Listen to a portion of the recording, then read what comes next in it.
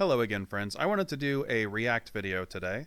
This React video is to Not Just Luck, the True Role of Triggers in Vanguard by HarveyKing. The reason why I'm doing this is because it's the most strange video I've ever seen where I agree with the conclusion, but absolutely none of the premises. So let's go ahead and get started. So you clicked on this video probably ready to call me crazy for what I'm about to say. But before you do, at least let me explain why I think triggers are the most misunderstood mechanic in Vanguard. So the premise is that triggers are the most misunderstood mechanic in Vanguard, and he thinks that that's a crazy take. I'm not sure that that's the case. I don't know exactly why someone would think that, but let's go ahead and hear his base argument. They're not just flashy power-ups to help you win or avoid losing. There's so much more than that. So let's pause for a second there. Who thinks that they're just flashy power-ups? I think that the majority of people who play Vanguard wouldn't classify triggers as just solely flashy power-ups, among the likes of, say, a Big Bloom Rearguard, Amon Blazing Flare Rose, or perhaps Lyrical Monasterio hitting their overtrigger. Rather, they'd intuitively understand that triggers impact guarding, both offensively and defensively, the game state, the amount of available counterblast you have, and causing card deficit for your opponent, such as knowing to buff your 16k row with a stand trigger in Vintage, so that you have an 11k unboosted swing to force 5k shield, and a 21k boosted swing to force 15k shield, forcing 3 cards minimum instead of just 2 cards. Plus, trigger lineups impact the attack order of your units, give more threat to restanding vanguards and rearguards, and so on. Let's be real. Triggers are why Vanguard feels like an anime battle every time you play. A critical trigger at the perfect moment, it's like watching the protagonist land that game-changing blow. But, if you're at the competitive table, triggers aren't about theatrics. Or at least, not just theatrics. They're also about psychology. They're about creating hope, drama, tension in every single game. Now, okay, I'm fine with stating that triggers are to some degree about the back and forth. Psychology doesn't play that large of a role in it because typically the way that you'd guard is going to be consistent across many games, unless you're the renowned Vanguard genius Kaden Kawakami and smacking down the competition with the brilliant idea of Stand Dragonic Overlord the end. at first glance, triggers do seem straightforward. I would say so.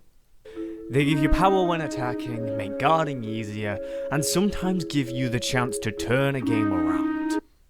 Obviously, I'd say there's more to it than that, but I don't think that more to it necessitates that they aren't straightforward. It's what most people think their main purpose is: to help you win, to make your opponent overthink, and to stop you from losing. But in reality, they're so much deeper.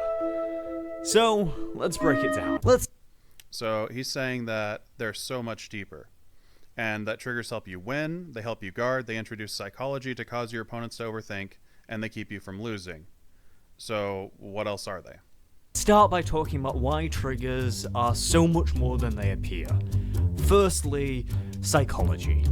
Triggers mess with your opponent's mind. Every time your Vanguard attacks, they're sitting there wondering, what if? So this is, to me, it sounds exactly like the overthinking that he was just talking about. So I guess we're not at the so much deeper yet. Also, couldn't someone use the tactic of no guarding the Vanguard and guarding the rear guards, ensuring that they never overguard? A tactic that is now far safer with critical trigger restrictions. Plus, perfect guards also entirely mitigate the thought process in this case. Between perfect guarding or no guarding a Vanguard row, you could reasonably ignore this psychology facet altogether. Even then, 2 to passing and guarding twice per trigger is hardly that psychological. If you hit a critical? What if you hit a draw and refill your hand? The threat of a trigger forces them to overguard and burn resources they wouldn't have otherwise used. That means you're controlling the pace of the game just by having them in your deck. Okay, but your opponent also has those cards in their deck. As a matter of fact, it's mandatory to have exactly 16 triggers.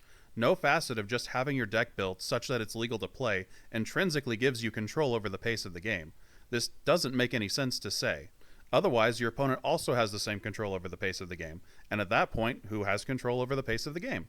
If this is meant to state that turn player has control of the game, then I mean sure, but that's just generically true in all card games. That's what a turn is. But I don't know why this would be stated when it's so mundane and has nothing to do with triggers. So either this is mundane in the sense that it's just that the turn player has the advantage because they're the turn player, or frankly, the argument here is entirely incoherent.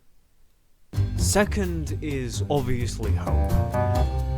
Everyone has been at 5 damage with no cards in hand to guard, their opponent swings, and bam, a heal trigger. The moment of clutch survival isn't just luck, it's part of the game's design. Triggers keep hope alive, even when the odds feel stacked against you. I mean, not if you're a man and play 16 critical trigger... Oh wait, standard. So now you have 5 cards that can save you, unless you're up against a 6 damage Greedon. But still, I'm not sure how true this is. Most games I've seen where a 6 damage heal is hit, the person who healed out of losing still typically loses. This makes a lot of sense when you consider how the player who got pushed to 6 damage was poised to be pushed to 6 damage in the first place.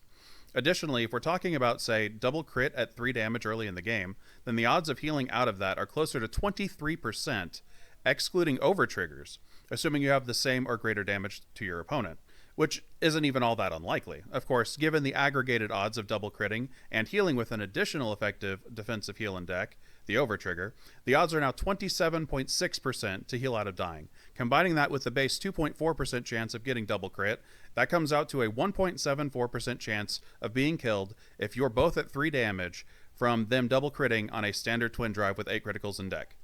In this case, this seems to be making the case that a single trigger could be the difference between winning or losing a game, but this is actually a combination of unlikely and missing the general point of how activated triggers impact the game. Generally, if someone is losing a game, it's typically due to a few factors. The first factor is getting a poor hand, opening with too many triggers, too many late game pieces, not enough shield, etc. The second factor is typically a matchup factor.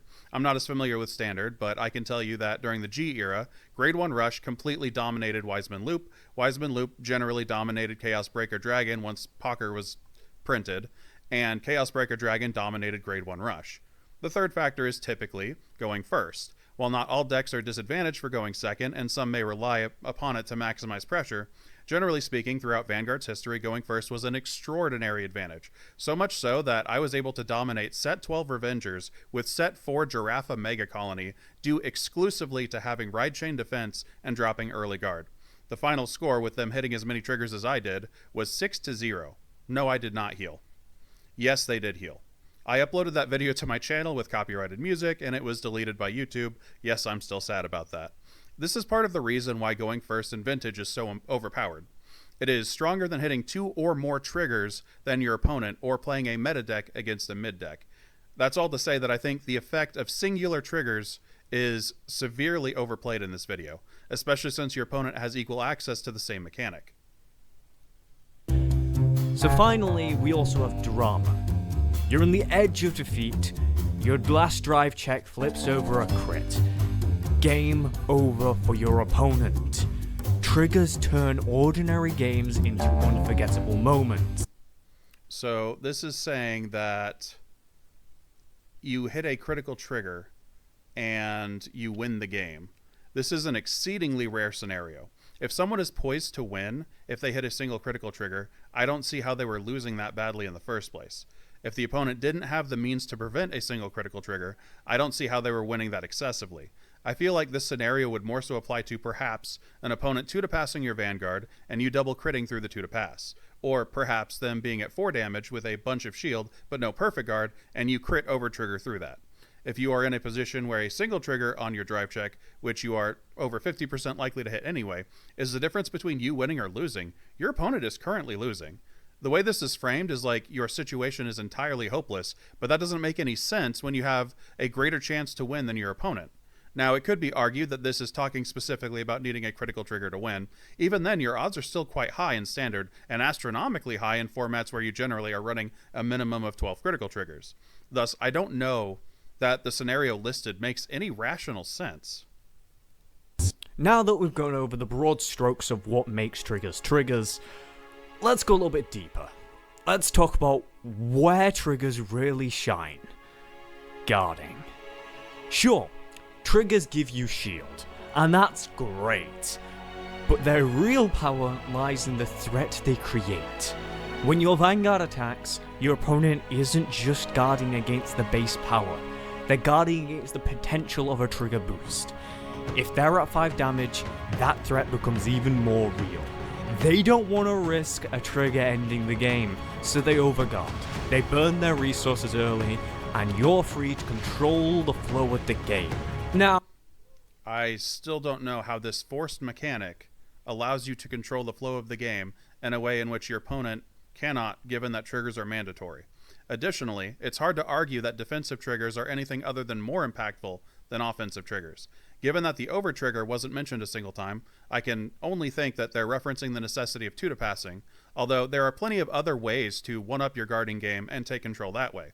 For example, if you can 1 to pass with an intercept and can afford to take the hit, or were otherwise going to no guard, then you can shut down an unboosted grade 2 by just using your interceptor to guard their Vanguard swing, forcing them to apply the trigger to their Vanguard if they hit one, making their rearguard entirely unable to hit, netting you a chance to win big with the guard by them not hitting a trigger. Otherwise, you still get the exact same result as if you had no guarded if they do hit the trigger, because this effectively forced their rearguard to swing into your rearguard. The reason they would have chosen not to attack the rearguard in the first place is because they wanted to pass triggers anyway. Now they're stuck in a position where they would need to hit 2 triggers, or a front trigger in standard, in order to be able to have that rearguard hit. I think there are plenty of ways to assess how triggers impact guarding, but I feel like this is pretty insufficient. now here's the catch. Triggers are inherently inconsistent.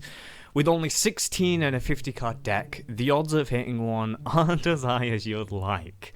That's why competitive players don't rely on them to secure a win. You do realize that there's a 5 in 9 chance with twin drive and a 7 in 10 chance to hit a trigger with triple drive, right? Those are excessively good odds. Unless you're playing Dear Days 2 against the computer, then the odds are closer to like 1 in 8. Competitive players win by hitting triggers at an expected rate. They also win by building their decks properly to account for the metagame. They also win by having good card knowledge and knowing their matchups. But it's a fact that in Chicago 2012, Brandon Bastianelli won the tournament with Spectral Duke Dragon, a deck that was inconsistent but had an incredible high roll. In Chicago 2013, he went 0-2 with Great Dayusha, a deck that is inconsistent with a mediocre high roll. There exists something that accounts for that variance. Typically, that's a combination of grade lock in the old formats, opponents getting saturated with triggers, especially defensive draws, the player not hitting triggers enough, and or playing high variance, high reward decks, such as what Brandon did both times. I think it's ludicrous to claim that competitive players don't rely on hitting triggers. They absolutely do. They just don't rely exclusively on them, nor do they rely upon hitting them at an excessive rate. Now, some games they do hit triggers at an excessive rate, some games they don't. Due to this, even the best Vanguard players scrub out of tournaments on occasion, because Vanguard is simply that type of game. Now, that's not to say that we don't have luck sacks win worlds. In 2015, Rafli Atarico, the winner of the tournament, hit 5 consecutive offensive critical triggers with only 8 in deck across both games to beat Simon McGoldrick in 2015. Instead, you build your strategy to function without triggers, then let them enhance your game when they appear. It's the inconsistency that makes triggers so genius. They're not a guarantee, they're a gamble. And that gamble is what creates tension, forcing your opponent to react, and adds layers to every game. So, what are triggers really for? Yes, they help you attack and defend. Yeah, they also create those epic anime moments we all love. But their true value lies in their unpredictability. They're a constant looming threat at the top of your deck, and that threat forces your opponent to overthink, overguard, and burn resources way too early. So let's recap. Triggers aren't just about getting power-ups, anime moments, and making your opponent overthink. The very things he stated in the beginning of this video when he said, triggers are so much more than this. Yet, triggers are also just about these things. Additionally, they're also about unpredictability? I don't know what's more predictable than getting either the binary of a trigger or not a trigger, given that there are no other options. The only exception to this comes to mind, and that would be running a trigger that your opponent doesn't expect, but given in standard, you're forced to run 3 different types of triggers, And between 10k draws and 20k fronts, people are running both of those commonly enough that I don't see why you wouldn't expect to see every type of trigger, generally speaking. Perhaps if I was playing Duel Masters and I broke their shield and it was a critical trigger, yeah, that'd be unpredictable. But in Vanguard, not so much. Even getting double triggered is about a 1 in 9 chance, which should happen about 1 in 3 games if you typically win or lose by the third twin drive. Getting double triggered with triple drive is about a 30% chance, which would lead to seeing it more than every other game that you ride to grade 4. I'm not sure what's unpredictable about a core mechanic of the game that you are already proactively accounting for while guarding, however. I also don't understand how this would be burning resources way too early either. You expend resources at the correct time if your goal is to win. Earliness and lateness have little to do with it. Take my Giraffe example. I was able to guard his 7k plus 5k boosted attack against my 8k Giraffe with a 10k shield. I stopped a critical trigger. He attacked again with a 9k boosted Vanguard with a 5k boost. I shut down that attack with another 10k shield. He hit a draw trigger. Now, my opponent got the expected ratios for riding and filling his field. He hit the triggers that he needed to hit. I expended my guard, quote, way too early, end quote, and I won 6-0. I'm not sure that this line of argumentation makes much sense. Triggers are what make Vanguard unique. They're what keep the game dynamic and exciting and full of surprise. They're the heart and soul of this game we all love so much. So, next time you flip that critical or heal at the game-winning moment, remember, triggers aren't just there to help you win, they're there to make the game as a whole better. Thanks for watching, and Okay, so here we are at the end of the video, and I will say this, I absolutely agree on the last point.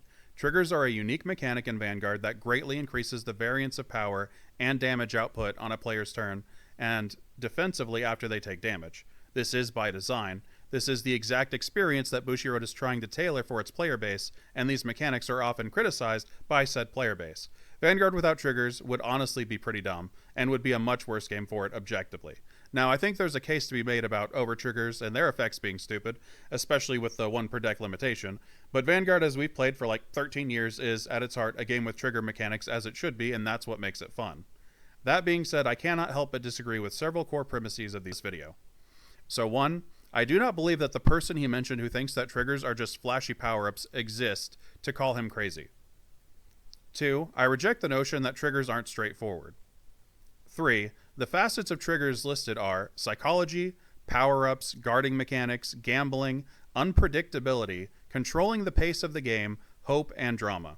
If you remove the mental facets and keep only the gameplay facets of triggers, you have just power-ups and guarding mechanics, of which variants and triggers would be included, which are, by my measure, straightforward.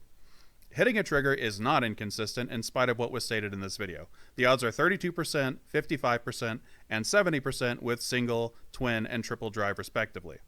Most mental facets listed are either incorrect, nonsensical, or poorly reasoned for. For example, controlling the pace of the game in virtue of simply having triggers doesn't make sense when your opponent also has triggers.